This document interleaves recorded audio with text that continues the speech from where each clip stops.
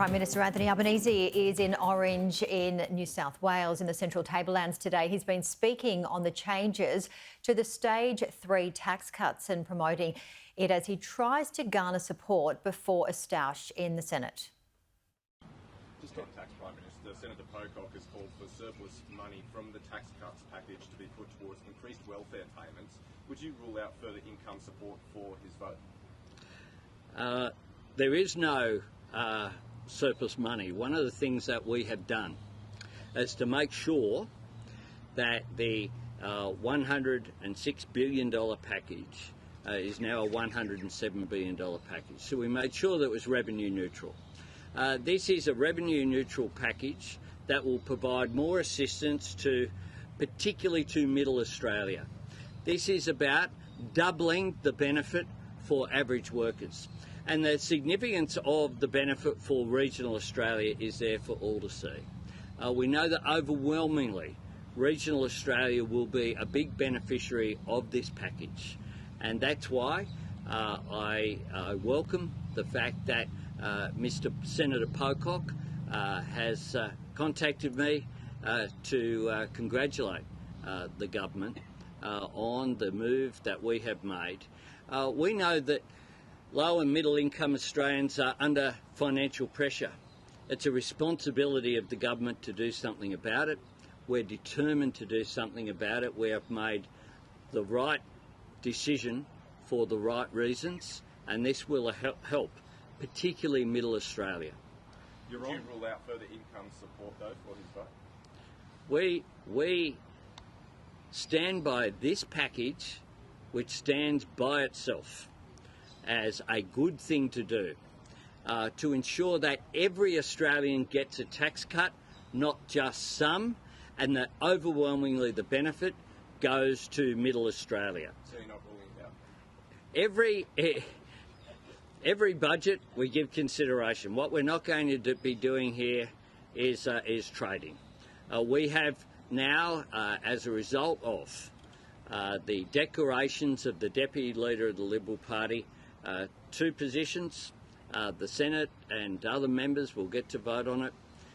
One is a tax package that assists every Australian, where the benefits to Middle Australians, people on average incomes, double, where the benefits for the average working family with two people working earning $130,000, $2,600 compared with under half that, and we will argue that case.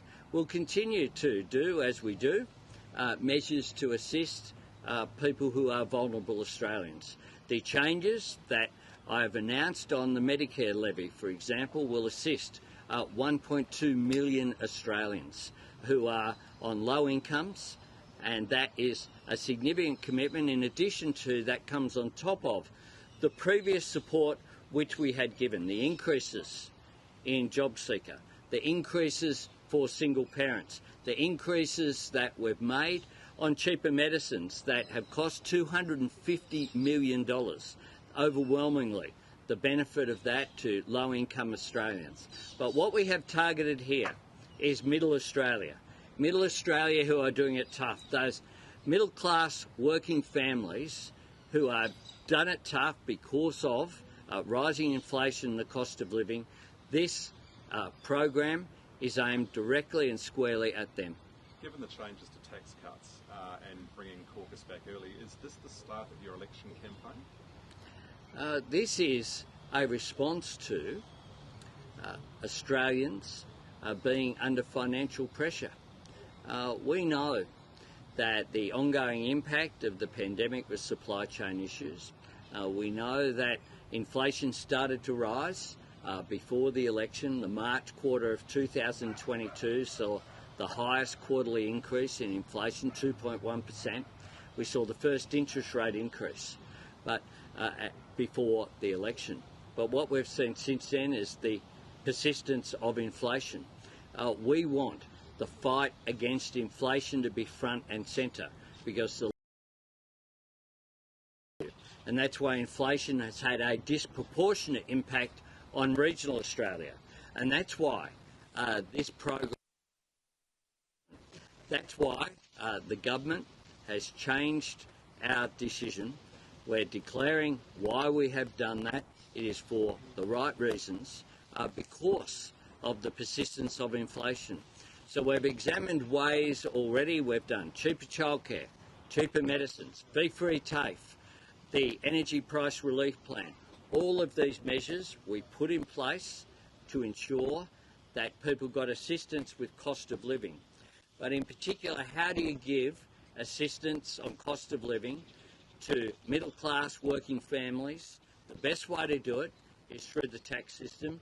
We had a anticipated cost to revenue. We've kept that cost at around about the same amount to ensure that we can provide this cost of living support to middle class working families without putting pressure on inflation.